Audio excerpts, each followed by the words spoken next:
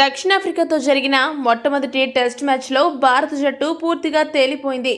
దక్షిణాఫ్రికా గడ్డపై జరుగుతున్న ఈ టెస్ట్ మ్యాచ్లో పరిస్థితులను తమకు అనుకూలంగా చేసుకుని సఫారీలు చెలరేగి ఆడారు. ముఖ్యంగా south Africa opener Dean Elgar ఈ మ్యాచ్లో అద్భుతంగా బ్యాటింగ్ చేశాడు. భారీ సెంచరీ సాధించి జట్టును ముందుండి నడిపించాడు. ఆ ఒక్క ఇన్నింగ్స్ కారణంగానే భారత జట్టు మానసికంగా వెనుకబడిపోయింది. ఒత్తిడిలో కనీస స్థాయిలో కూడా బ్యాటింగ్ చేయలేకపోయింది. మ్యాచ్ ముగిసిన తర్వాత ఎల్గర్ ఈ గెలుపుపై కీలక వ్యాఖ్యలు చేశాడు.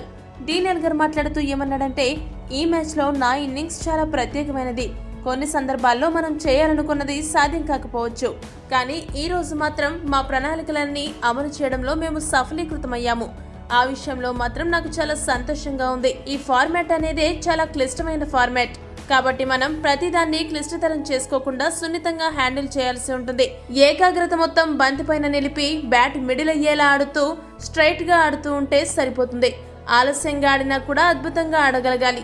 పరిస్థితులు మనకు అనుకూలంగా ఉన్నప్పుడు సందర్భాన్ని కూడా మనకి అనుకూలంగా మార్చుకోవాలి. మొదట నేను టోనీ డీజార్జ్ తోనూ తర్వాత జాన్సన్ తోనూ చక్కటి భాగస్వామ్యాలు నెలకొల్పడం కూడా మా విజయానికి కారణమయ్యాయి.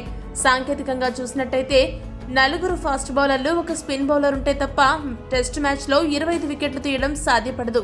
కాగిసో రబాడా ఎప్పటిలాగే తన అత్యుత్తమ ప్రదర్శన చేశాడు. ఇక నాండ్రే బర్గర్ ఈ మ్యాచ్ లోనే అరంగేట్రం చేసిన అతను భవిష్యత్తులో దక్షిణాఫ్రికా క్రికెట్ కు ఏమి చేయగలను అనేది చేసి చూపించాడు. 2 టెస్ట్ మ్యాచ్ల సిరీస్ లో గెలవాలంటే మొదటి మ్యాచ్ లోనే గెలిచి తీరాలి. లేకపోతే భారత్ లాంటి జట్టుపై గెలవడం చాలా కష్టం. టీమిండియా ఇంత త్వరగా ఓడిపోతుందని అసలు ఊహించలేదు. టీమిండియాను ఈ రేంజ్ లో కట్టడి చేసిన బౌలర్లకు ప్రత్యేక అభినందనలు. 2వ టెస్ట్ మ్యాచ్ కు కొంత విరామం దొరికింది కాబట్టి కొద్ది రోజులు ఆహ్లాదంగా గడపాలని అనుకుంటున్నాము. ఇంకా మేము కొన్ని విషయాల్లో మెరుగవ్వాల్సిన అవసరం ఉందని అన్నాడు. ఈ వీడియో కనుక మీకు నచ్చినట్టయితే లైక్, షేర్, కామెంట్ చేయండి. మరిన్ని స్పోర్ట్స్ అప్డేట్స్ కోసం మా ఛానల్ ను సబ్స్క్రైబ్ చేసుకోండి.